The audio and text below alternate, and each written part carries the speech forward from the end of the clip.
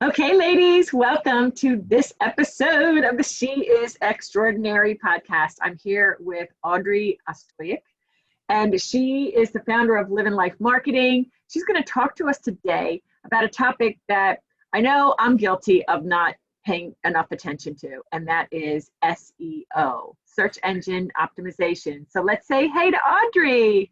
Hey everyone. Thank you, Judy, so much for having me on here. You are so welcome. So before we went live, you were sharing with me that this is kind of your coming out. Yes. Yes. I have been doing SEO in all forms of SEO. And what I mean by that is I've been doing it for clients. I've been doing it for my husband's website, local business, a home inspection business, plus affiliate marketing. And so I've been doing all forms of SEO kind of since 1999 is when I stepped into it, you know, back when Lycos and Look Smart were around.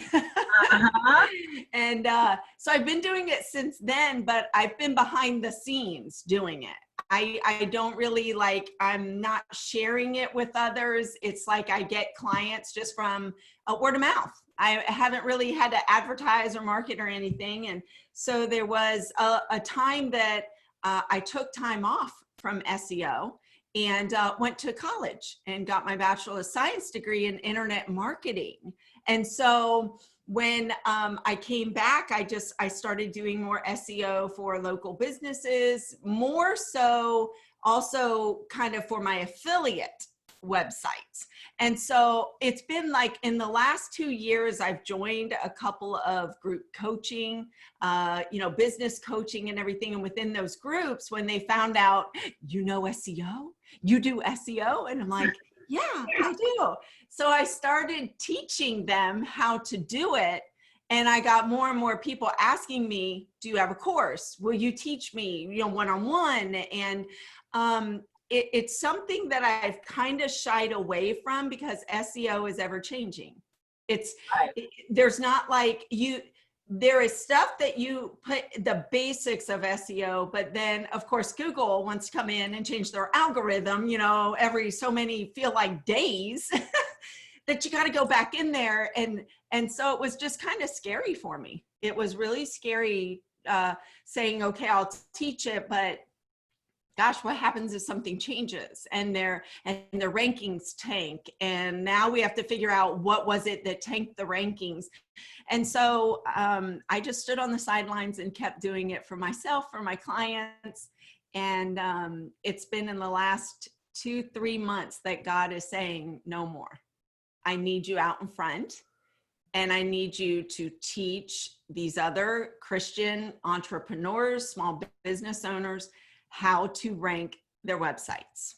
And so this is that you coming and asking, hey, anybody know, SEO, it's all morning long. I have been nervous. So I know that there are people on the other end that are going to just be blessed by this and prayerfully be able to walk away with some good stuff. That is just so amazing. Yes, I think now that refreshed my memory, I think I found you because in one of those other Christian Facebook groups, I said, hey, is any of you like an SEO person? And you and I chatted and there was a connection right away. So I know that the ladies are going to be blessed because search engine optimization is huge. I mean, you say in your business that you help business owners explode their traffic, through SEO. So where shall we start here? How about, want to start with some interesting stats when it comes to SEO? Yes.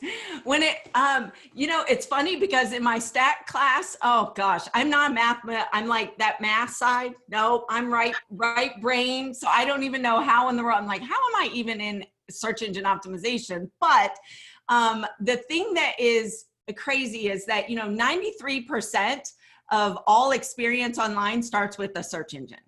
And if you think about it, even on our phones, if you're out in public, what's the best restaurant? Where's, AC unit? Who do I need to, we had an AC guy come out today. What's the best one, And then you're doing research. If it has to do with your health, it has to do with relationships, anything, you're researching, you're searching it. And so 93% of all online experience starts with a search engine, with a search, whether it's on Pinterest or YouTube or Google or Bing or wherever, you're searching for something. And then the next thing is, this is where SEO comes into play, is that 75% of those people never even go past the first page of Google. They usually find what they need somewhere on that first page. And that's where SEO comes into play. That's where doing what Google wants you to do, but also satisfying the searcher's intent, will help you get that traffic. That's that explosion of traffic coming to your website when you can get on that first page. And of course, me, I'm an overachiever. I want the first position. Like, I'm going after first position. Oh, of course. And you told me before that you had gotten in the first position and stayed there with a well-known brand. Can we name that here? Yes, the well-known brand, it was Resort Quest International. That was the very first. They've been bought out like 2 other times. But what's crazy is when I go back and I look at their listings for like beach vacation rentals, they are still ranking on the first page. I think it was like position 3 or 5, with a title and like the setup that we had done back in like 99 and 2000. And so I'm sure that they've changed up, some things along with the algorithm. But when I do SEO, my biggest thing, and that I tell all my clients, is the fact that that searcher at 3 a.m. in the morning is typing in a search term, a keyword or a keyword phrase. And when they land on your site or on that blog post, you want to be able to answer as many questions as you can for them or to help them. So put yourself in that searcher's position and answer the questions that you think they're already going to be answering. And they remember that. They will be able to do that. So I've always written content. I've never written content just to rank. I just want to get up there. It's always content that they're going to take an action on that page. And go ahead.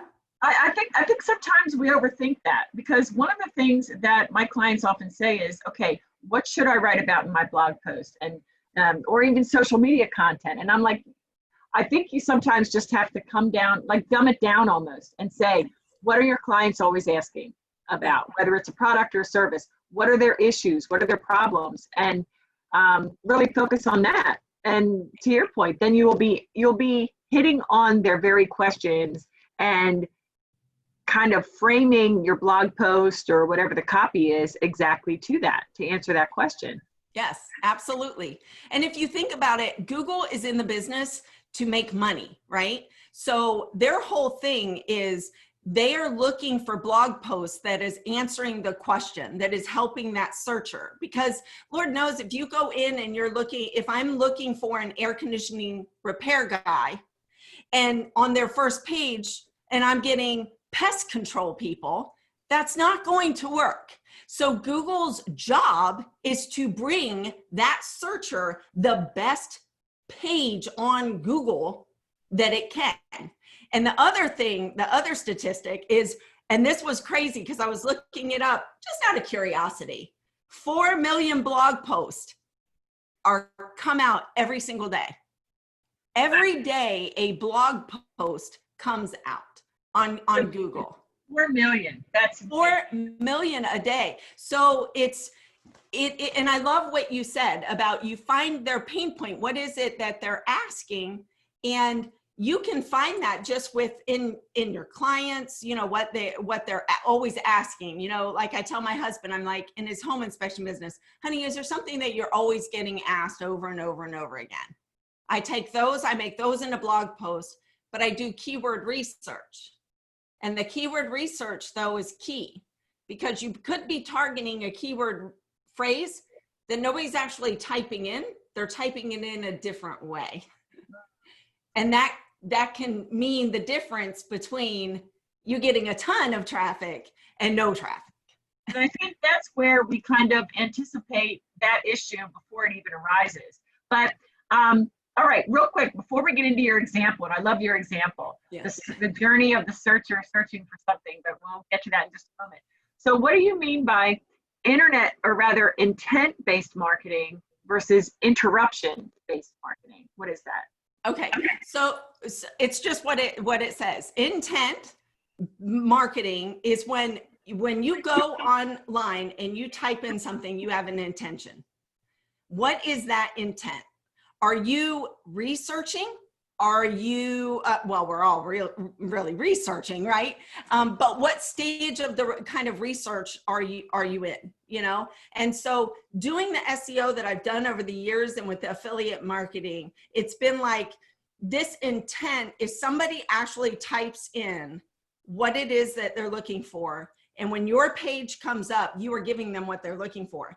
As opposed to when you're on Facebook and an ad comes up, a lot of people are not on there to get advertised to, even though it works. And I gotta say, all forms of marketing work, okay? It's just SEO that's what I love to do, right? So, but when you're on Facebook, that's almost an interruption. People are not on there to get sold to. They're not purposely on Facebook to have an ad pop up.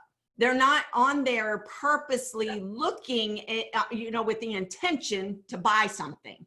They're on there to, you know, talk to their friends and their family and everything. And so that's basically what it is. When you've got somebody searching for what it is that you have, that's an intention. They're doing it intentionally and they're looking and seeking for you. Whereas that interruption marketing is you're interrupting their regular scheduled news feed to come to them, which works also, but.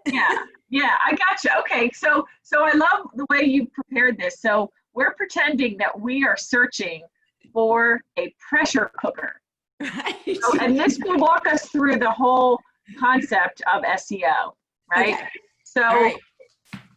take it away. Okay.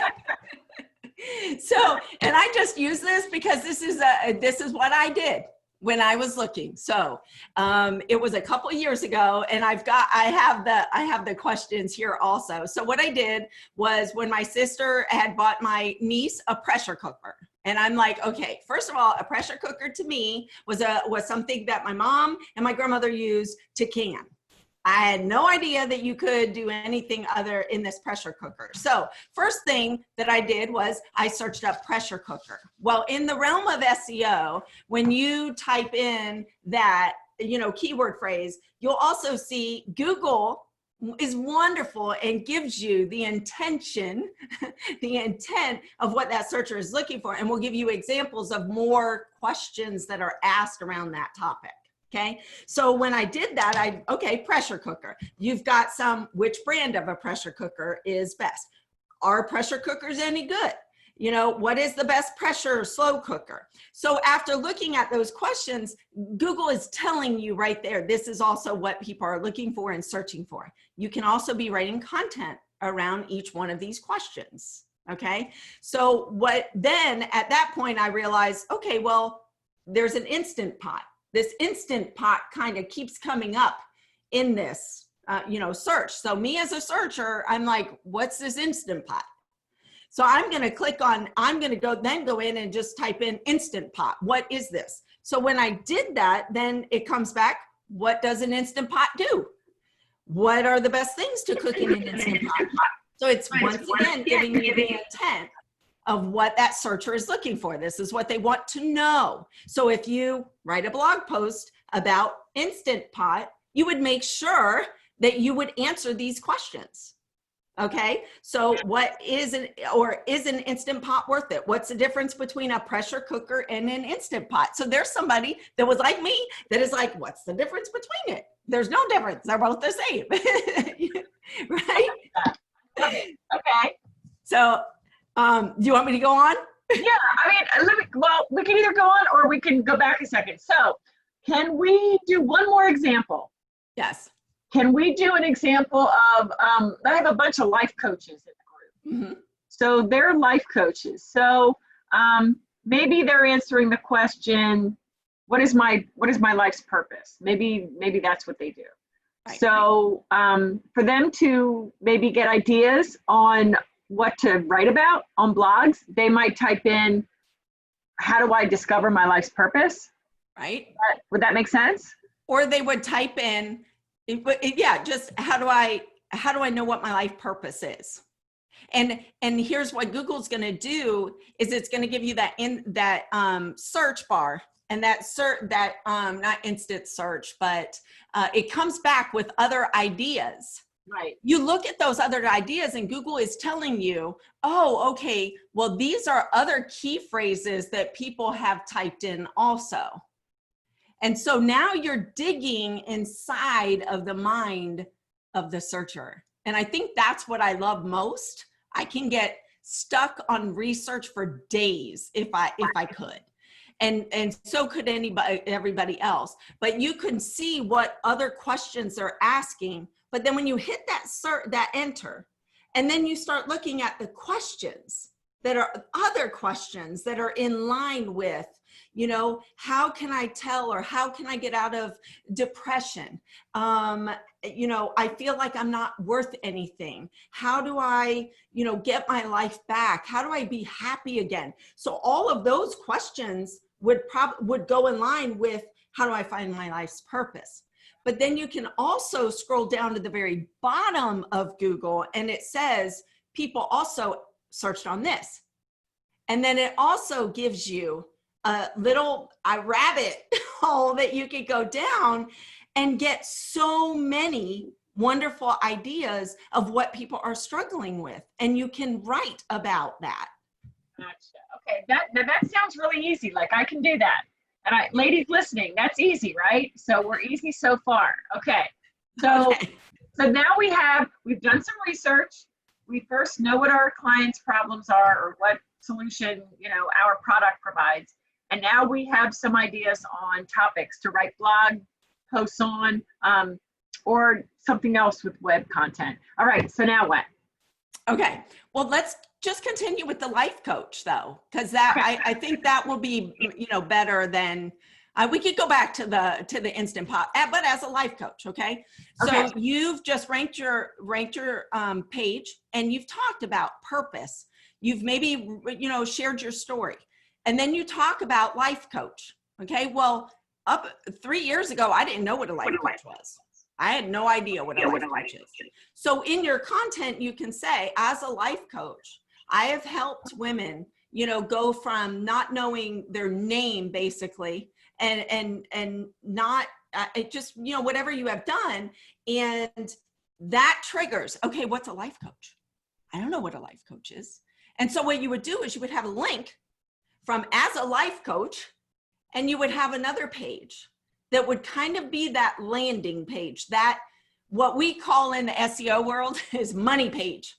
That page that you want them to take an action on, whether that is to purchase something, whether that is to schedule a call with you, whether that is to get a free, you know, build up your email list or whatever. And so when they go to that life coach page talks about what a life coach is and what it isn't. Because then you would also then go and say, what is a life coach in Google? And then you would find all those wonderful questions that everybody's asking. And then in that blog post, you would type out all that. You would answer all those questions that Google already told you they were asking. And then when they came and you ranked that page about how to find my purpose in life, and they click and they follow through to your what is a life coach, and you explain it, and then they're able to take that call to action right there. Okay, that's really good. That's really good. And again, that seems really easy to me. I mean, I'm very simple-minded.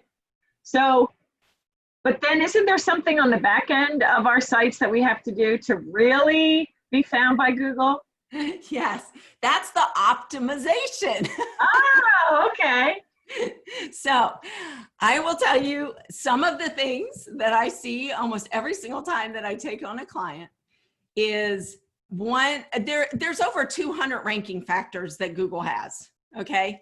So, but on page is a huge one, and on page just means what you can take care of on page. And so what Google's looking for is headings. And I don't know how much you want me to get into this, but a good overview would be good so that the ladies understand if there's a preferred structure. And then I know only words to be dangerous, like a long-term keyword. I don't even know what it really is. And slugs and all this other stuff. So you can like give just a broad overview so we at least have familiarity with kind of what the words are, the terminology. Okay, well, that's good. Let's start with the long tail keyword phrase. Whenever you hear that, that is like laser focus. So here's shoes. You search on shoes. Okay, now you search on size 5 shoe. Now you search on size 5 blue shoes, size 5 blue Nike shoes. That's a long tail keyword phrase. Those are those long tail keyword phrases that are specific and they know exactly like what they want. When you get those long tail keyword phrases, woo, they might not be searched on very often, okay? But when they are searched on, these people are looking for exactly that. A size 5, women, they might even put in women's blue Nike shoe, because they know exactly what they want. If you have that, then there you go. That's your long tail keyword phrase. And that's really, a lot of people want to, no, I want to rank for the 50,000. Everybody's doing 50,000. I want to come up number 1, not realizing that when you target those long tail keyword phrases, and I am so sorry about that. I have put everything on do not disturb except my Mac. No worries. And I'll be honest, I don't even know how to put my iMac on do not disturb. Me neither. We'll roll with it. Okay, sorry about that. But those long tail keyword phrases, it's not just ranking on that like specific keyword phrase. You could actually rank on, size 5 blue shoes, because it's in there. So you can rank for so many different variations of that long tail keyword phrase that could bring you in just as much traffic, if not more, than if you had ranked for 50,000, or somebody, 50,000 people looking on shoes a month, So that's long tail keyword phrase. And your slug is just your page name. It's the name of your page that you're going to name. So you would name, size 5 dash, whatever that long tail keyword phrase would be, you would name it that slug. And that is part of the ranking factor on your page, is your page name, the slug, your headings. I will say, ladies, if you know, or take it back to your web designer and let them know, only have one heading 1 on your page. And that heading 1 is the big, big text that's basically the title. If you don't know what that is, like I said, take it back to your web designer and say, just make sure I only have one H1 on there. And then of course you want to write for your audience. You do want to add an image in there. You want to, name your image, your keyword phrase that you're trying to rank that page for. And so an alt tag. So there's just so much of it. And that's what I put together that course. It's an SEO foundational course. So I put that together to kind of walk everybody through on how to rank a blog post. And so I don't know, we can share that, or we'll definitely put that in the show notes, because that would be really, really good. Yeah. I want to go back for just a moment. So it's very important, right, to get the keywords. Okay, so let me understand. In one blog post, am I right, Audrey, that you're going to have a couple of keywords, but one main long-term keyword, or is that not true? Right. So you would want like a topic. So that whole life purpose, let's go back to the life coach. So that, page that you're writing about life's purpose, you would also, if you're writing naturally, you're already naturally going to put in other keyword phrases that are in line with what it is that you're trying to rank for. So anything, you know, if somebody came back and was just, you know, my life is a mess, it's disorganized, I can't think straight, I don't know where I'm going, I don't know what I'm heading to, I don't know, you would write to that person. You would write and say, you know, is your life, do you feel like your life is out of control, there's no organization, you know, and everything. That will, those pages sometimes will rank for different keyword phrases, but it's the topic of your purpose. You're finding your purpose. I'm gonna help you, you know, maybe 5 steps to finding your purpose, or inner heal, whatever the case may be, what you're gonna be writing on.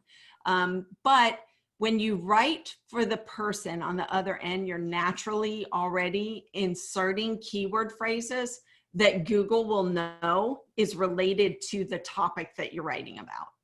Okay, and so that's really good. And so I'm just trying to wrap my head around this, because I don't know, this feels sciencey to me, and I'm not like a science person, and I'm a word person, but this is kind of overwhelming a little bit. So, okay, so you have to, again, always be thinking, what is your client putting in the search bar? So does that mean that I could go to Google and search to get alternative ideas? And we kind of talked about that, but I mean, Google, we talked about putting in life purpose, and we'll see all these other things. Should we go to other search engines like Pinterest or YouTube to see also kind of what's ranking there? It may be different. Is that true? Yeah, no, you can do that. And that will be, you know, that's another, you know, form that you can go in. It's a rabbit hole and you can find it. But yes, that will give you definitely, and especially for the life coaching, because depending on your clientele, life coaching, you're going to find a lot of your clients on Pinterest. So to find, you can go in there and do that. But there is a tool that I use that will tell you how many people a month are searching, or it's not exact, okay? There's no keyword tool out there, but I'm going to let you in on the keyword tool that I swear by. I love it, and it's a Google extension. It is called Keywords Everywhere, and you can put it, like I said, it's an extension on Google, and it used to be free, but now it's $10 for 100,000 keywords, and I still haven't gone through my 100,000 keywords. So what will happen is when you put it up on your Google, on the Google Chrome, any keyword that you write in, right below the search bar, it'll tell you how many people a month are searching, or on average are searching on that keyword phrase. Okay, now I know this is a podcast and I may ultimately edit this out, but we're also recording this video. I just gave you permission to share. Can you take us through that example? That would be so good. Yes. Stop putting this on my YouTube channel as well. Okay, so let me, okay, you gave me permission to share, so let me share. Take your time, because this is good. I'm a visual learner, so yes. You ladies on the podcast, you'll have to watch this on YouTube. Okay. Can you see now? I gotcha, yep. Okay, so let's say the, what was it? What is my life purpose? Okay, so this is this right here, okay, is keywords everywhere. So I have it on, it allows you to import keywords, my own keywords, you can analyze a page, there's a lot of stuff that it does. But if you notice right here, see what is my life purpose? It tells you that around 2,400 people a month are searching on that. And this CPC, this is at cost per click. The higher that this number is, the more you know that this is one of those money keyword phrases. People know it's bringing them in money, so they're willing to pay a lot more for it, okay? So, but that right there, and also over on this right-hand side where it says related keywords. So this also has the related keywords where what is your purpose in life answer? What is your purpose in life quiz? So if you had a quiz that you wanted them to take, that might be a very good blog post for you. And then here's those people also ask, how do you find your purpose in life? what is your purpose in life answer. And also when you click on this, if you notice, it gave you some more questions. So it'll give you more related to that question. And let's say that you found one of these over here and you wanted to see how many people were searching on what is my purpose in life quiz. Notice 480 people a month will actually type that, what is my purpose in life quiz. What's their competition number? What does that mean? The competition number is one of those just kind of letting you know how many other web pages, not just websites, but the pages on Google have this exact match, like this exact, what is my purpose in life quiz. So it's kind of like, it just lets you know what that competition is. This is where I go into, I use my tools that I have to go really dive into it and go, okay, is this really what I, want to, do I want to go further in this? This looks like it's good. It's got some good CPC. I want to see what's my competition in this. How many other people am I up against on this? Okay. So for us newbies that I know we can't go into everything here, but I'm curious. So when you see the volume there of 480 a month and the other one was 2,400 a month, but they were both at about 450 to $5 cost per click. Right. What does that tell me? Are they both good? One's 400 a month, one's 2,400 a month. So, well, here's the thing. So this what is my life purpose? I can already tell you, I look at who's already ranking. So who is it? Are these some pretty good ranking websites that probably have some, good backlinks to? So I kind of can see and spot and go, okay, this is, I'm going to be in some major competition. However, what if this still, what is my life purpose is that it's still answering the question for your viewer, and it's still a page that you can link to and to say, how to find your life purpose, or are you questioning what is your life purpose?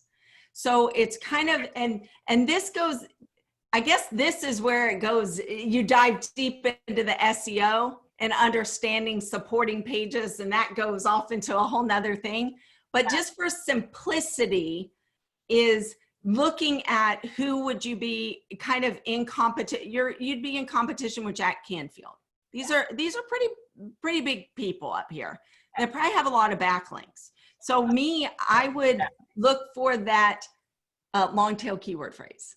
I would keep digging and do like what you said, go to Pinterest and look up Pinterest and see what people are typing in there. And the other place you can do is Reddit and Quero, I don't know how to say, I've never even had to say it out loud. But you could go over there and type this in, what is my life purpose? And then kind of get an idea of what other questions people are asking and rank for those questions. Okay, that's really good. Now, everything we've been talking about here has been organic, right? We're not even getting into the whole paid thing. No. Okay.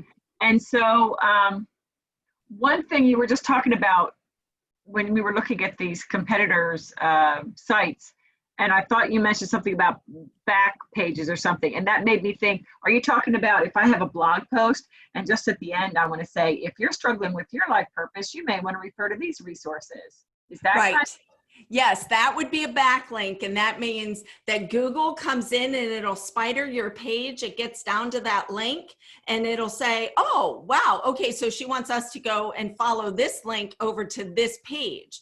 And so in SEO, we call it juice. It's like giving link juice to this website or this page.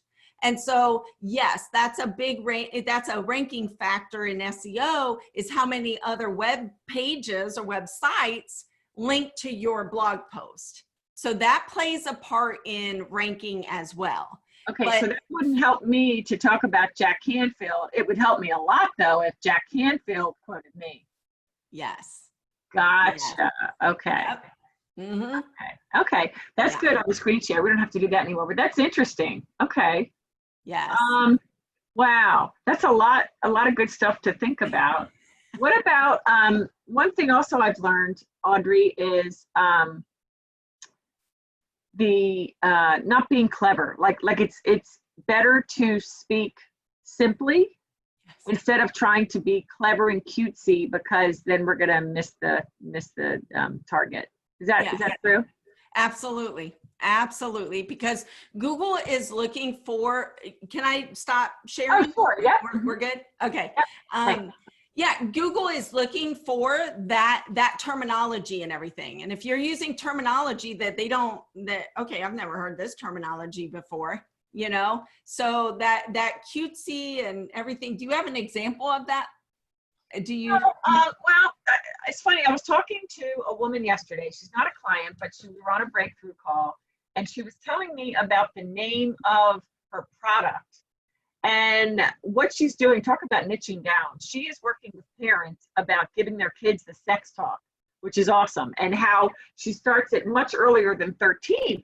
But as she was describing it, I had a very hard time understanding from the title what in the world her course was. But when she told me what it was, and she didn't even use the 2 words sex talk, but I'm like, I think you're talking about the sex talk, right? She goes, yeah, but I came up with this Greek name, and it was cool if I understood the reference, but I said, I'm sorry, but that is very clever, but it's almost too clever. And so if you would, like in her example, if she was going to do a bunch of blog posts about how to have the sex talk with your 5-year-old, or, you know, how to prepare them for the sex talk, you know, as they're growing up, I just can't imagine that use of this other cute word that was neat and clever, but it wouldn't have done well, I don't think, on Google. Well, on Google, she would definitely have to, all of her blog posts that she would do, she would have to research and find out how are parents even asking that? Because me, I would be, you know, what's a good age to have this sex talk? What should it be included? Like, how far should I go in my sex talk with my 8-year-old? Because I used to also teach and go into schools and speak on abstinence to like over 16,000 youth. And so I mean, I know that subject very well, and I would talk to my 8-year-old about it. Yes. You know, I would let them know, but especially in today's, you know, age and everything. And then talking about the pornography, and doing blog posts about how, you know, what are the, you know, this phone here, what are some of the, you know, apps and everything that you need to be looking for and things like that. So it's really education that she'll be doing. And on each one of those blog posts, now it could go back to her cutesy name or whatever. And maybe that's not what she's ranking, but what she's doing is she's bringing in that traffic that's asking, and then she's sending them off to her name, the program name that she's doing. Okay.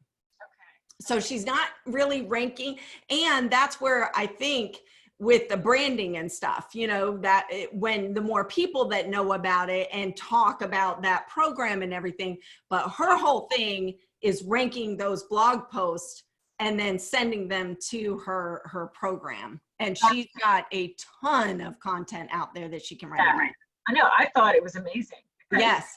There's parenting coaches, but then this is very, very niche-y, which I think is so needed. Yes. All right, now we'll get down to the nitty-gritty, okay? And this is a little bit off of SEO, but it's certainly related. So how frequently do we need to be updating our website or our blog to optimize what we're doing with Google search? That is a hard question. I always tell everybody that at least do, if you can, 4 to 5 blog posts a month.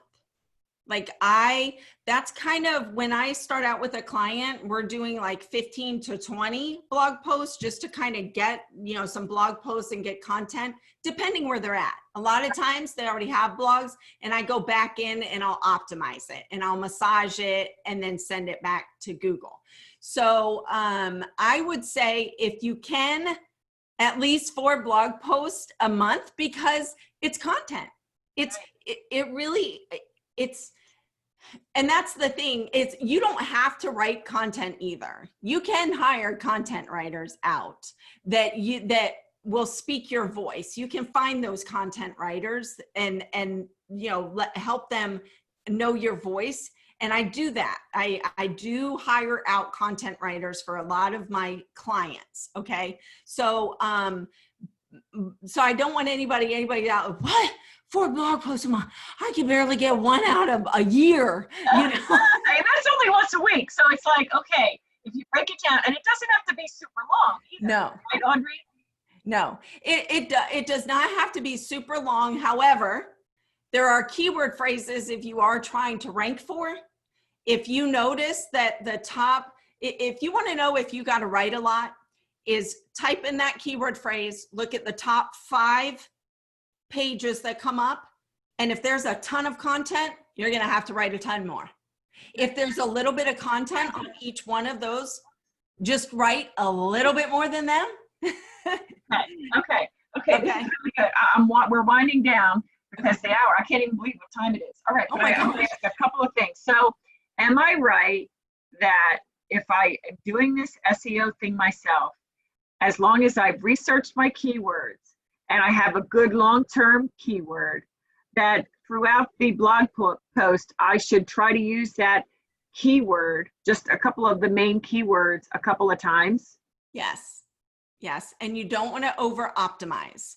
You don't want to be, okay, saying that keyword. What is my purpose in life? Are you asking what your purpose in life is? What is my purpose in life? Have you asked what is my purpose in life? Don't do that. That's, if you write naturally, those keywords and those other keyword phrases are going to come out naturally. I will tell you that keyword phrase you are trying to rank, put it as your that heading 1. That heading 1 should have that in there. And then all your other headings on the page should have like other, you know, it was, what is my life purpose? Maybe you can say, how do you, well, not how do you know, but questions to find fulfillment. That was one of them. Questions you may be asking to find fulfillment. And that could be like a heading 3 or 2. And then you talk on that. And then you'll find, you know, something else that kind of correlates and everything. And then you write from that. If you write naturally to that person on the other end, it will rank as long as you don't have a whole bunch of other competition and they have a whole bunch of other links.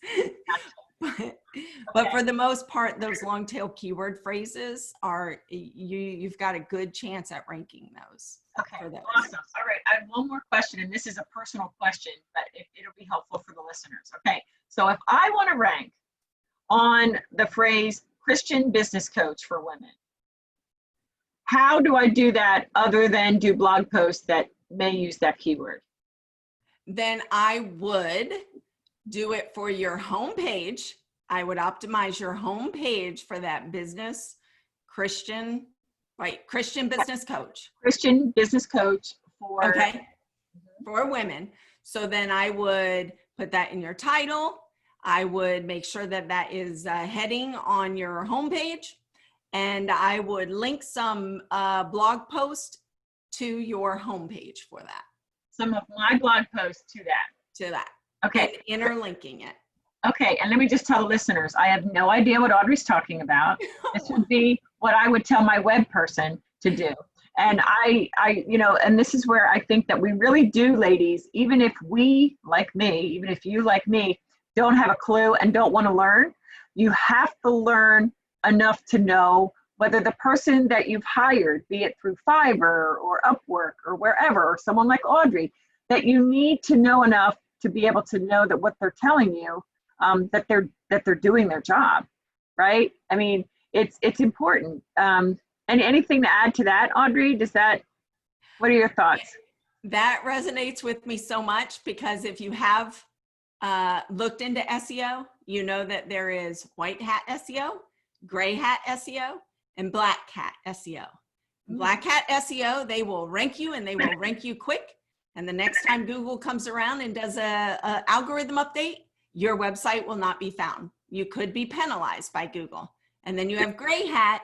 It doesn't follow, they kind of step outside of the box and will get your site ranking, but then you're still could be in jeopardy of losing your position. White hat is following the rules. And it is, okay, Google, what do you want from me? Okay, you need this, this, and this, but you want me to put the searcher #1 because you want to make money and you need the best, pages on your first page. So I'm going to give my searcher, my user, what they need, because that's my heart's desire. And then Google, I'm going to do what you tell me to do. And a lot of people, I don't know. I am white hat. I follow the rules. And I think that's one of the reasons why a couple of my clients are still on the first page of Google. Yeah, after all those years. So, okay, this is going to be a silly question and then we'll wrap up. So where do I find the rules? Like, where does a layperson find the rules on what exactly Google's looking for in that regard? Oh, you can go to Google and just say, you know what, I haven't been there in forever, but just go to Google, do a search and just say, how do I, Google's ranking tool or Google's ranking, how do I rank in Google?